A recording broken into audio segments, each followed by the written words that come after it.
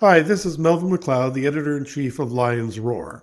And it's my great pleasure today to be joined by the important and well-known American journalist Sally Quinn and the Zen teacher, psychiatrist, and director of the Harvard Longitudinal Study, Dr. Robert Waldinger.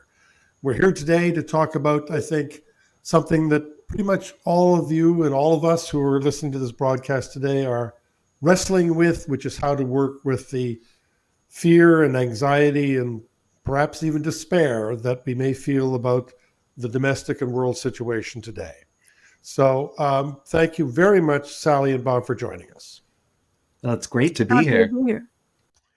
So to start with, Sally, why don't you tell us a bit about your connection to Buddhism and the nature of your relationship with Bob Waldinger as a Buddhist teacher? I had been over the years to therapists and shrinks dealing with other issues in my life. I have a learning disabled son and who's 42, and my mother had a massive stroke and was incapacitated. And then my husband got dementia and died. And that sort of all came down on me a couple of years ago. Plus issues with my work that I'm a writer. I just felt like I wasn't writing well. And so at this time, my son, who's learning disabled, has a website, and he went up to interview Bob Waldinger for his website. And we had a camera crew and everything went. And it was a fantastic interview. Bob was talking about how people can deal with learning disabilities and still try to be happy and live a normal life. And I just fell in love with Bob on the spot. and he told me about this Zen Sangha that he did. And I thought it was interesting, so I thought maybe I'll check it out. I put it in the back of my mind, and then about 6 months later, I thought, well, I'll try it out. So I did try it out. This is about 2 years ago, Bob, maybe? Yeah. And I thought it was kind of strange, but I had done a religion website for 7 years at the Washington Post, so I had meditated before, not in any committed way, but just from time to time, and I liked the idea of it, but it just seemed to me that it was sort of almost tyrannical, and that you had to meditate and you had to clear your mind, and I just felt that I wasn't very good at it because I'd sit there and all these thoughts would go through my head, and I thought, I'm a failure, can't do this. So I joined the Sangha, and it was interesting. I liked it, and Bob gives these fantastic dharma talks and these pithy remarks, and then we have these great conversations afterward. And I liked it. I wasn't sure about the bells and the candles and the clappers and all that at first, and the bowing, but I figure I'm in it. So my husband used to say, in for a nickel, in for a dime. So I figured I'd go along with all this and see if it worked. And there were periods where I was frustrated and I didn't feel like I was getting where, and I'd sit there and meditate, and nothing happened. I didn't have some eureka moment. And then one day, Bob, we have these little breakout sessions, which are fantastic, mini shrink sessions, 5 minutes, I guess, at the most. And I get more out of these sessions with Bob than I did out in my old shrink for an hour. Melvin, it's what you're probably familiar in Zen. We call them doksan. It means going alone to see the teacher. Well, I'm big on the doksan. Yeah. And but in one of the doksans, Bob said, I said, I'm just never going to reach enlightenment. I'm not even anywhere. He said, you shouldn't have that goal. In fact, you shouldn't have a goal at all. You should have intentions. And he said, most people don't reach enlightenment. And in fact, the people, if they do reach enlightenment and they say so, they haven't. So that made me feel better because I didn't feel like such a failure. And he just said, keep at it. Just keep sitting there and live with it, sit with it. So I did. And then I had this terrible stroke a year ago. And I was really incapacitated for a while. I also had COVID, and there were all kinds of family issues, that medical problems in the family. And plus, I was really worried about the country. And I just felt like I needed to double down on my meditation. And even though I was hardly able to move after 2 weeks, I after the stroke, I went back to the Sangha, and it just was enormously calming. I was so agitated, so irritated, Bob knows, and just in a, I was in a state, and Bob really helped me through that period, really did.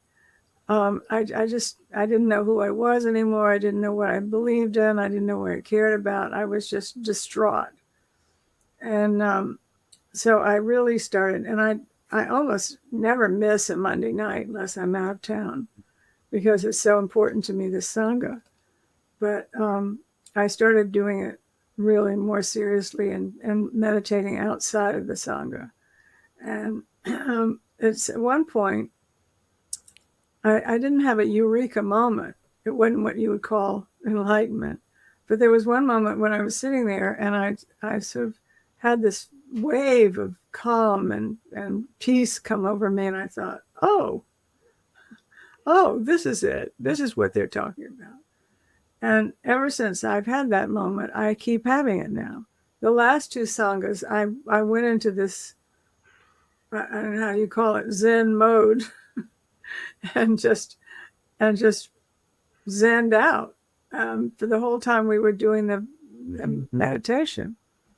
And it was just extraordinary. And I just find that I'm feeling so much more peaceful and happy. And I wouldn't say wildly happy, but happier and more peaceful and calmer. And I feel like I'm nicer to other people and more caring. And I like what's happening to me. So, as you noted, in addition to your own personal trials, which sound very, very difficult, like many of us, you are burdened with fears and anxieties about the state of the world, the state of the country, the state of the environment in the long term. So, Bob, when people come to you, as Sally did, to ask for advice about how to handle their states of mind and their feelings in this situation, which feels so fraught with danger, what do you tell them? And what do I tell myself, Melvin, right? I think, I start from that perspective that our thoughts and our feelings are just ours, right? They're evanescent. They come, they go. My anger is not personal. It's just what arises in anybody who has a heart and a mind. And so what I find is that holding my own opinions, my own judgments, my own emotions just a little more lightly, and putting them in the much bigger context of the vast universe, that it eases some of my pain about my own delusive certainty about what's right and wrong.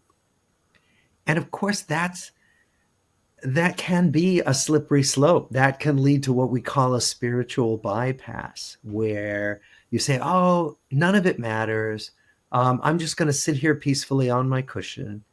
And so the other thing that we talk about a lot is what our overarching intention can be showing up in the world. And that, for me, is alleviating suffering where I can.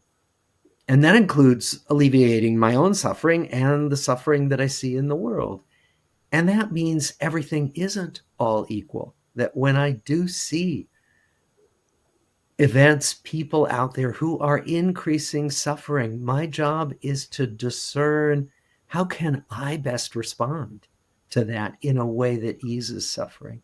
Not in a way that demonizes anybody, but in a way that works to lessen the harm that I see being done in the world. So that's the kind of big picture perspective that I try to hold on to for myself, and then I try to offer it to Sally and and other people who want to come and talk about these things. And then, as I think you know, Zen really emphasizes beginner's mind, this don't know mind, as we call it. And the way I understand that here is that I can be so sure of how everything's going to turn out. I can be so sure that this is good and that's terrible. But in fact, nothing turns out exactly the way we imagine it. And that holding on to that don't know mind perspective can also add a kind of lightness when I risk falling into despair. And all of that I try to share with the people in my Sangha, in my community. So, Sally, you talked a bit about your general experiences of Zen practice, but what comfort or help have you found the kind of advice about dealing with the current global and political situation that Bob has just described? How have you found that helpful yourself? Well, after re-election, I was in a state of despair, and I just didn't know how to deal with it. And my grief, I mean, I just felt enormous grief. And so the first session we had, Bob talked about his own grief and how he had awoken one morning and he went to bed without knowing the results of the election, and then woke up the next morning and didn't want to find out. So he meditated for a couple hours and then went into the feelings of anger and rage and all of that and despair. And so that made me feel better that here's a Zen priest who is going through exactly the same things I am. And in fact, I called my shrink, my old shrink I hadn't talked to in a long time, for for advice and counsel. And he was so depressed.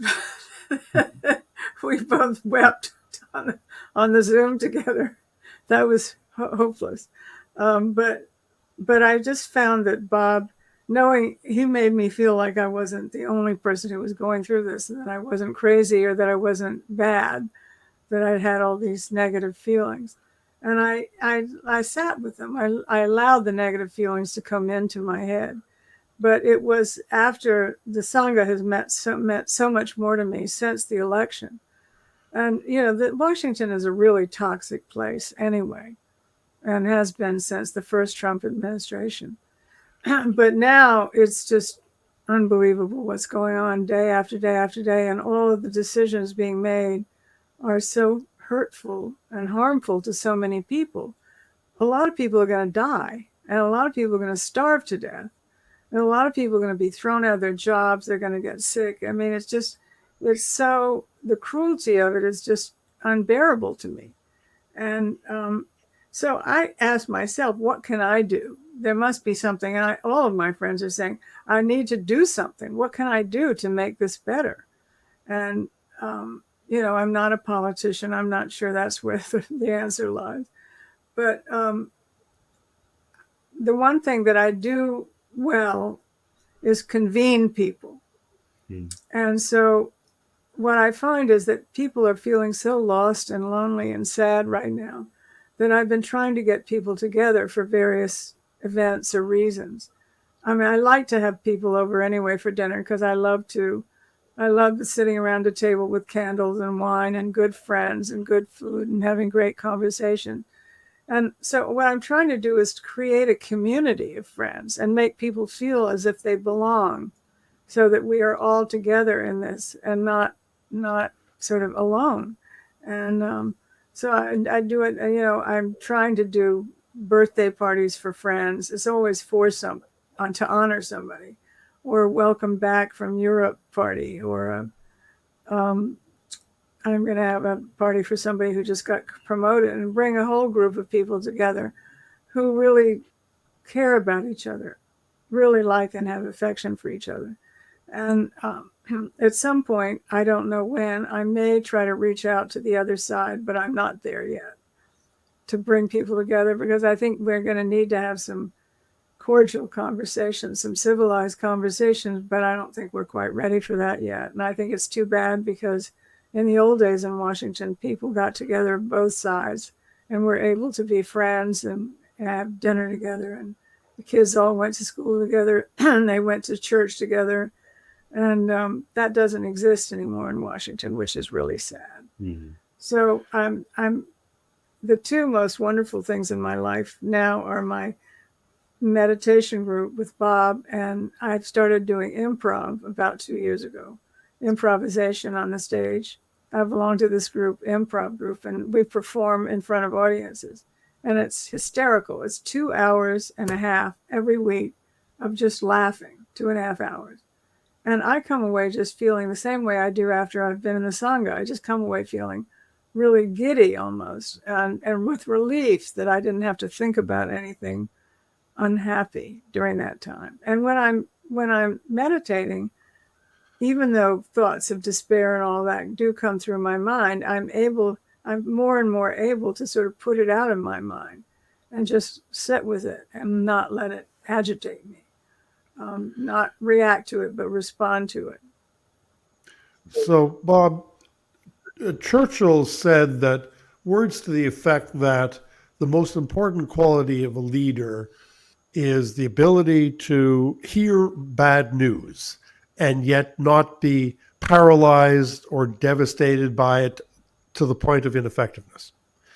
And I think that that may be a challenge that all of us as citizens face now. And albeit, as you point out, that holding our own thoughts and opinions more lightly, not being completely certain, not knowing for certain what is good and what is bad, but that, to my mind, does not deny what at least I consider to be the objective reality that really bad things are happening and will continue to happen, as Sally has just described. So I think that where does one find the balance between, in a way, seeing the reality or lack of reality of one's own internal reactions, and yet at the same time recognizing the reality of those external facts? Well, the lack of reality may be too strong. That it's not that we can't see that there's harm being done, that bad things are happening. It's that we want to entertain other possibilities and be open to the possibility that we could be slightly mistaken, we could be completely wrong, but to remain with that quality of openness about continuing to take in and discern given the information we keep receiving. I mean, that's also partly what I do as a scientist. I mean, my job as a researcher is to be sure that I'm open to proving myself wrong, to testing a hypothesis and realizing that what I thought was going to be so isn't so. And so I think you're asking this important question, Melvin. How do we move forward? How do we discern how to move forward and still maintain this kind of openness to the possibility that not everything we believe is absolutely correct? You know, all of us have the experiences that lead up to our view of the world in this moment. And that's all we can act on, really. And so we do our best to discern what is the least divisive, the most healing, and we move from that place. And that, I think, is something we can do. You know, the Buddha said the world is burning, and the world has always been burning. There's a great koan where a young student asks the master, how should we meet difficult times? And the master says, welcome them. And that doesn't mean everybody celebrate and say hooray. It means face toward, as this practice asks us to do. Keep facing toward. Don't bury your head in the sand. Don't sink into despair. And keep moving toward our best judgments about what's possible to make the world a better place, even when bad things are happening around us. So, Sally, you were mentioning about a response of gathering friends, about doing things that one enjoys that have humor. And I think that points to even a possible strategy, shall we say, in response to all the bad things that are happening, particularly domestically in the United States. Personally, I believe that, albeit that it's important to state one's resistance to a lot of the things, the bad things that are happening now, frankly, I feel they're going to have to play out myself. And that for people of goodwill, at this particular point, the strategy might be less about actively resisting as about laying the long-term ground of connecting with the goodness of each other to find alternatives that actually will appeal and to the large numbers of people and be beneficial to them. So that in effect, maybe this is a time not so much at this particular junction to oppose people of bad will, but to connect people of goodwill to lay the ground for a better future. You're singing my song. No, I totally agree with you. I just think that I'm not in a resistance mode because I don't think that's going to work. I don't think going around and saying, the world's coming to an end and they're all horrible, evil, awful people, even if we may believe that.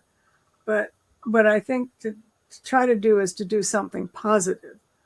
That's my view of what I can do, is do something positive and do what I know how to do, which is to make people feel good.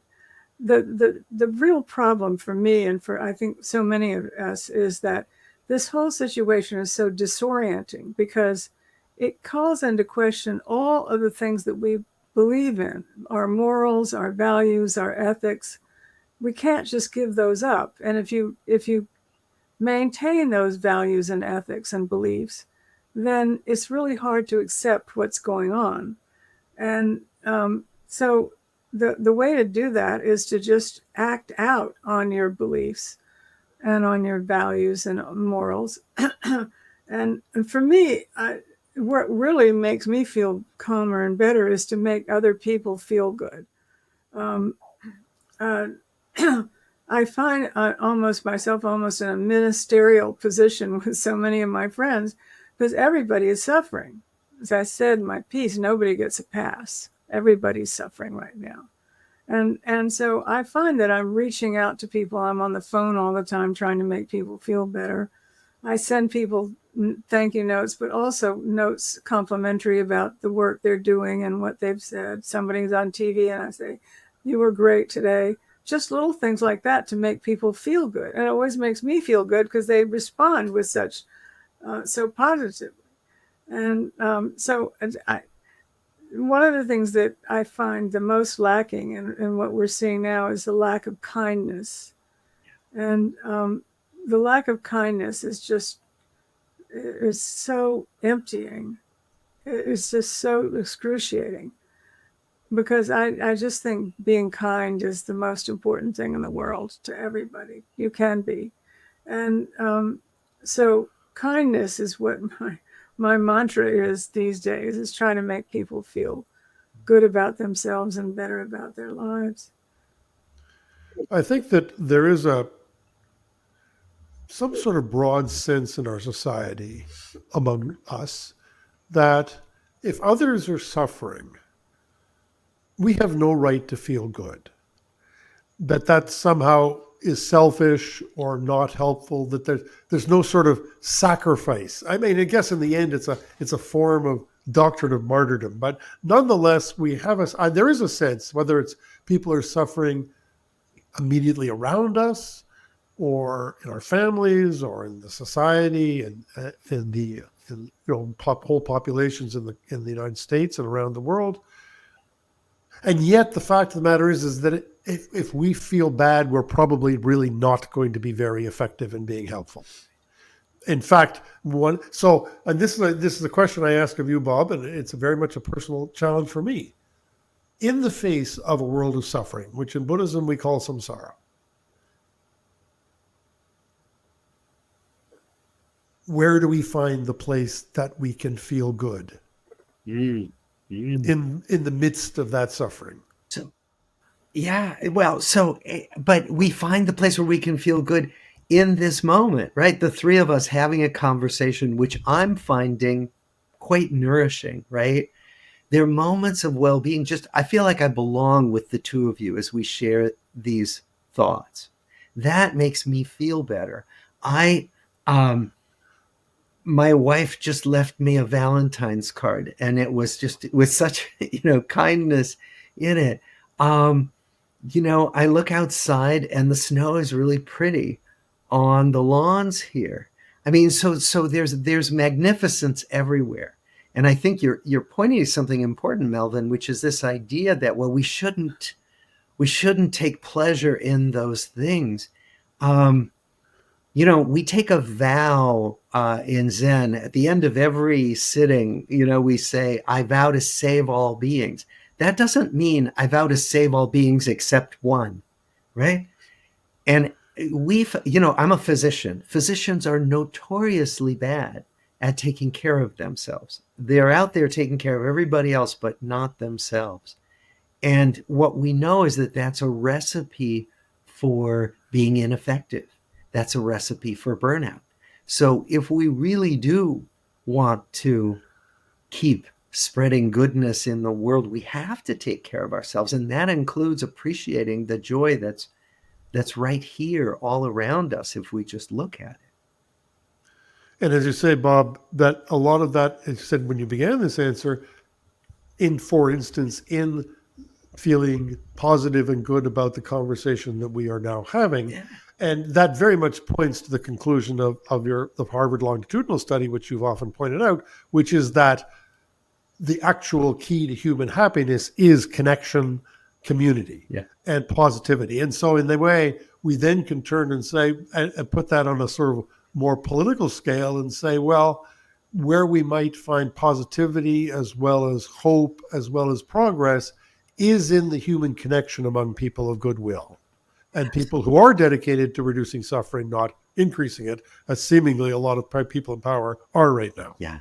And most people are people of goodwill. So those people who voted for the other side, most of them care about their kids.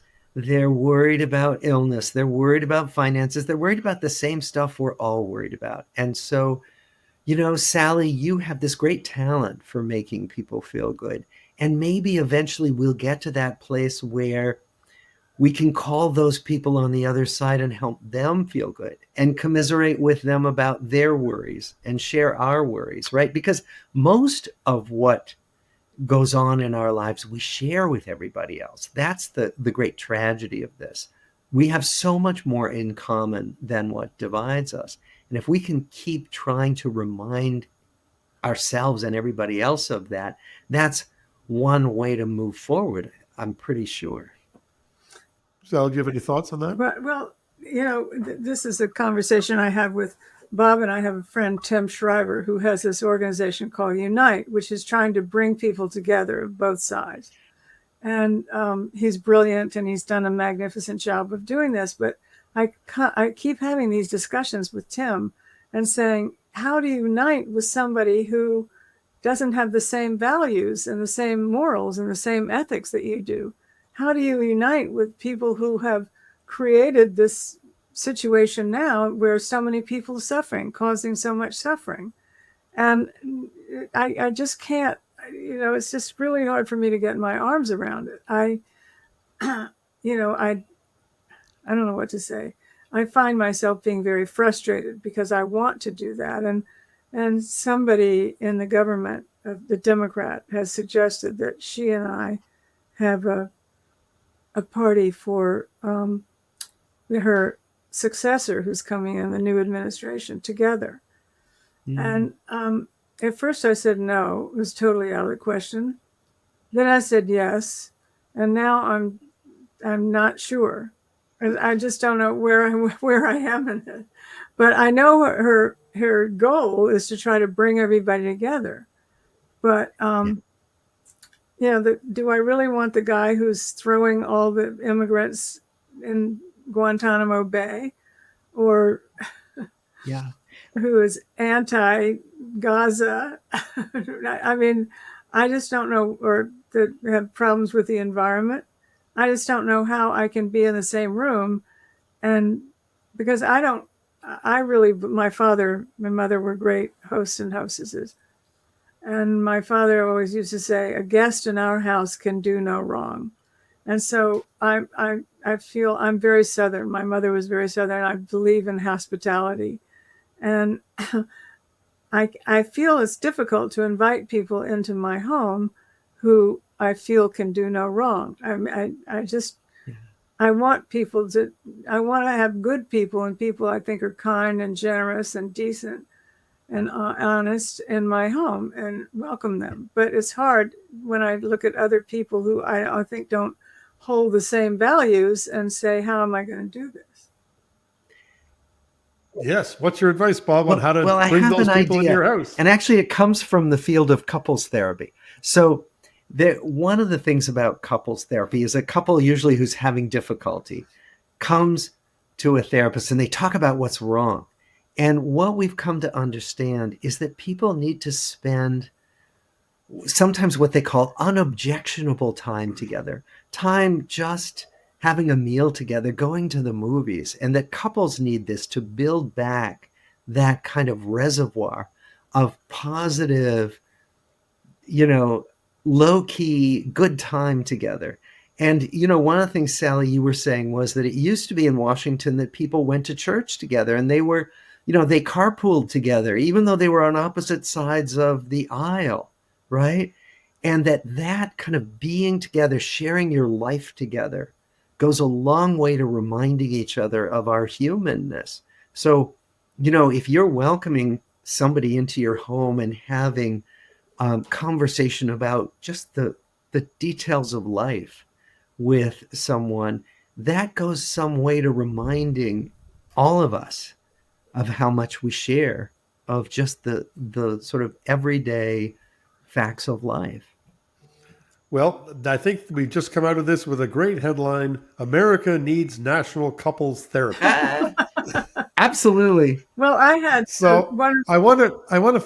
I'm sorry. I just was going to say my old therapist, a psychiatrist, who Ben and I went to for years, particularly because we had this learning disabled son, and we had issues on how to deal with that. And then Ben's dementia, and it went on.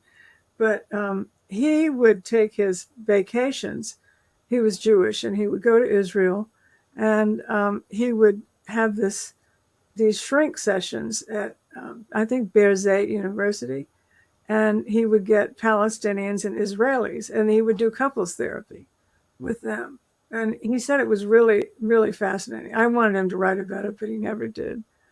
Yeah. But Bob, you may have to come down next for the next gathering I have.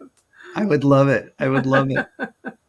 Well, I feel like we've concluded this part of this discussion with possibly some sense of hopefulness, at least in our national couples therapy proposal. Yeah. But I want to conclude now with a completely different question, just as a bit of a last question, primarily for you, Sally, as an important national level journalist. And the piece that you wrote recently for the Washington Post about, your own anxieties and history and anxieties about the political situation and the help and advice you've been given by Bob, was, to my mind, one of the few actually serious, genuine treatments of Buddhist dharma that I've seen in the mainstream press. You told me that. I can't believe that. Well, I'm afraid when you it's said true. that. But here's the real question. Even then, and I won't ask you to comment on this and make any criticism of your editors, even then, to your excellent, serious piece, they had to put a slightly snarky, diminishing headline on it. That slightly Rom mocked thing. Yeah. My editor and I, the woman I've been working with for 30 years, both objected violently to that. Of course. And I said I didn't write in my piece. There was nothing like that. But somebody, it's just so that's the question. Of course, you must have done that, and of course they resisted, because the general view of the mainstream press of of, I would say, American liberals in general, is that pretty much all spirituality, including Buddhism, is all pretty much in the goop category. It's all kind of trippy, new age, feel good, questionable stuff. And, here we are with a Zen teacher, a psychiatrist, and the director of the longest running study of human happiness that's ever been done. We're not talking goop here. So how is it that we can possibly get the mainstream press, the liberal press, as it were, to actually understand that Buddhism, unlike some genuinely questionable New Age spirituality, is indeed serious, intellectually challenging, effective, and is something to be taken seriously, not to be treated with the same disdain they might treat other forms of New Age spirituality? Well, I tried, and by that enormous response to my piece, just very positive response. So many people writing and calling and saying, I never thought about this, but I think I might try meditation. And I'm encouraging everybody to do it. I mean, people you would not imagine who are interested in doing this.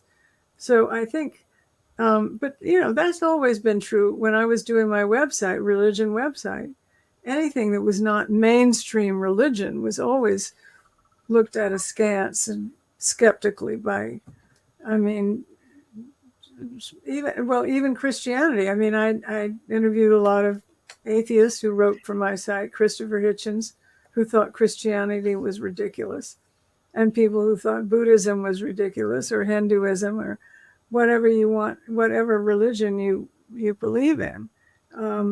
So there's always skepticism. I don't think it's ever going to go away. And I think also because what Christianity has is a great story. I mean, Buddhism has a good story too about Buddha, but Christianity has the best story of all. And you can't get around that. And so that's much more compelling than Buddhism. And a Jewish friend of mine said this week, Judaism has no story. We don't have a compelling story. It's really hard to get, we're 11 million Jews in this country out of all the people. It's just not that compelling to a lot of people. So I think that people, the more people get involved the way I did, the better off we'll be, because I see what's happened to me internally, emotionally and psychologically and spiritually when I've been doing the meditation. And it's been a huge plus in my life. And so I take it very seriously, but it's also, meditation is hard to get into. It's really hard. You start out and you sit there, as I did for a year and a half, and think, what's happening here? Nothing is happening. I'm sitting, closing my eyes. I'm opening my eyes. I'm thinking I'm trying to empty my mind, and nothing's happening. It was only until, Bob kept saying, you have to keep doing it. It's like a muscle. You have to, you really have to strengthen your muscles. It really is true. I can feel it happening more each time that I meditate, that I just feel much calmer and much more peaceful and much happier when I'm finished. And but that's been taken 2 years almost. Or people just don't have the patience and the time it takes to get through that. And I think what's interesting is that while Buddhism and and non-mainstream religion, mind you, Buddhism is a mainstream religion. Religion in general is indeed treated skeptically.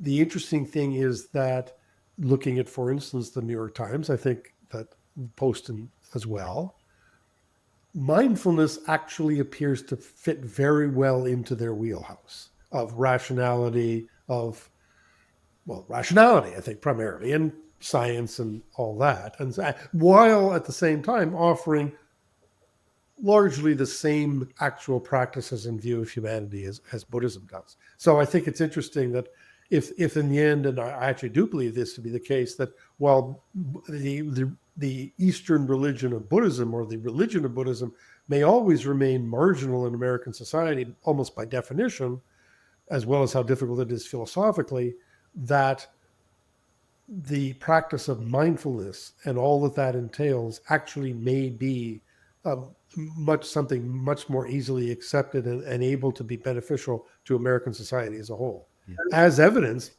perhaps by its acceptance in a lot of mainstream press outlets who basically look upon Buddhism with some contempt. Well, I think the other problem with Buddhism is that people think it's so solemn, so serious, and you have to sit there and meditate, and you have to, just, it's not fun. People don't look at it as fun. I look at it as fun. I mean, I really enjoy it.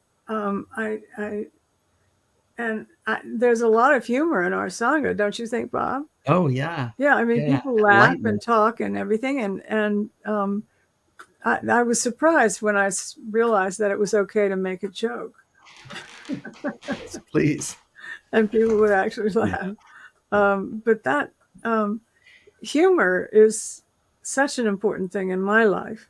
I mean, I can't live without humor, and I have a lot of friends who are really funny and fun. And that makes a huge difference. And I think that, I don't know, if you wanted to, from a marketing standpoint, I would say, meditation is fun. Emphasize the possible humor in it. You're reminding me of the first time I encountered one of the major Buddhist teachers of the 20th century. And he was explaining to me some of the more outrageous manifestations that his community was well known for. And effectively, I asked him at a certain point, I said, well, is there an element of, I don't remember exactly what I said, playfulness to this? And he said, and this is a literal quote, without humor, it wouldn't be Buddhism. Really?